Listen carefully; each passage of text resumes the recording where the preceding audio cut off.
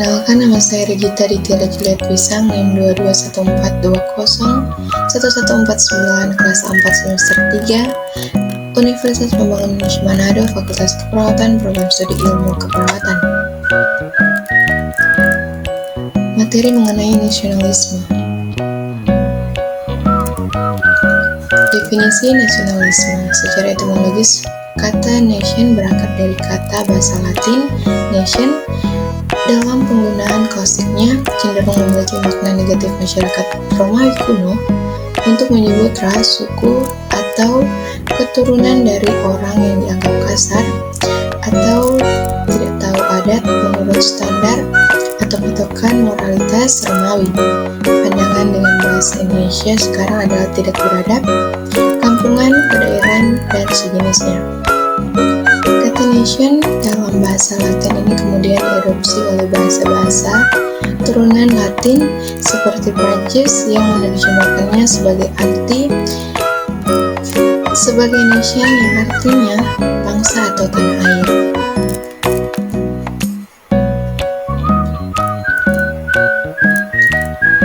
Nasionalisme adalah kalimat patriotik yang membuat suatu bangsa sesuai dengan perkembangan zaman. Nasionalisme pada awal kelahirannya dapat diartikan sebagai paham atau ajaran yang penganutnya untuk menyerahkan kesetiaan tertinggi kepada negara kebangsaannya. Nasionalisme terdiri atas dua unsur, yaitu kondisi atau objektif tertentu dan unsur emosi yang bersifat subjektif. Bahasa, agama, tradisi, dan sejarah serta letak geografis adalah sejarah kondisi-kondisi objektif yang mungkin mendorong lahirnya nasionalisme. Sedangkan unsur subjektif dari nasionalisme adalah kehendak dan tujuan untuk membentuk negara. Nasionalisme didefinisikan sebagai suatu paham tentang sikap loyal yang tulus dan rasa cinta pada negara dan bangsa dengan bentuk yang disesuaikan dengan zamannya. Salah satu wujud nyata dari nasionalisme sebagai paham dapat kita lihat pada zaman rumusan sila-sila Pancasila dan pasal-pasal dalam Undang-Undang Dasar 1945 yang dibahas dalam sidang-sidang BPUPKI maupun PPKI. Proses dalam perumusan sila ataupun pasal-pasal menunjukkan bagaimana pada akhirnya golongan tua dan golongan muda harus mengakui kenyataan untuk lebih mendahului kepentingan bangsa dan negara ketimbang kepentingan golongan mereka sendiri.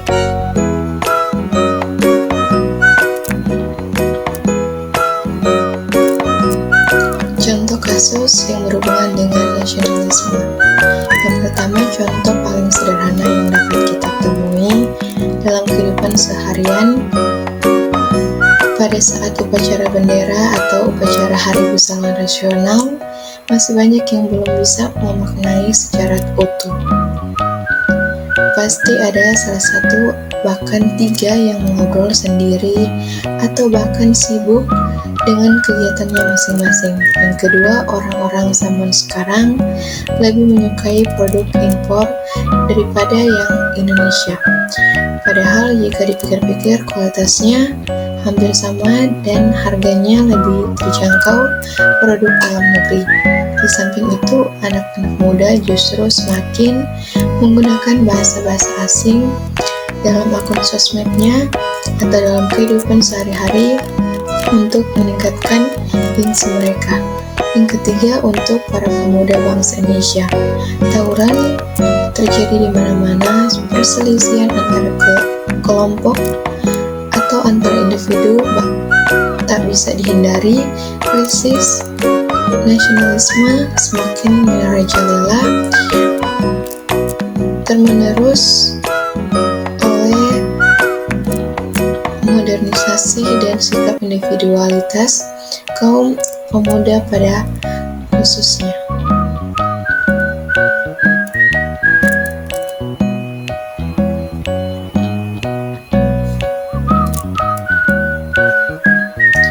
Nasionalisme Indonesia pada saat ini. Dalam kenyataannya kini rasa nasionalisme kultural dan politik itu tidak ada dalam kehidupan keseharian kita. Fenomena yang membelit kita terkesan seputaran rakyat susah mencari keadilan di negerinya sendiri. Korupsi yang merajalela mulai dari hulu sampai hilir di segala bidang, dan pemberantasannya, pelanggaran HAM yang tidak bisa diselesaikan, kemiskinan, ketidakmerataan ekonomi, penyalahgunaan kekuasaan, tidak menghormati harta dan martabat orang lain, suap menyuap, dan lain-lain. Realita seperti saat ini seakan menafsirkan cita-cita kebangsaan yang digantungkan seabad yang lalu. Nasionalisme yang harus dibangkitkan kembali adalah nasionalisme yang dirasakan untuk mengatasi semua permasalahan di atas. Bagaimana bisa bersikap jujur, adil, disiplin, berani melawan kewenangan, tidak korupsi, toleransi, dan lain-lain.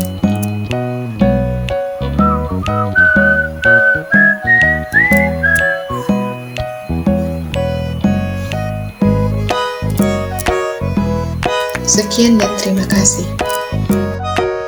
Yuk gabung bersama kami. Universitas Pembangunan Indonesia Manado.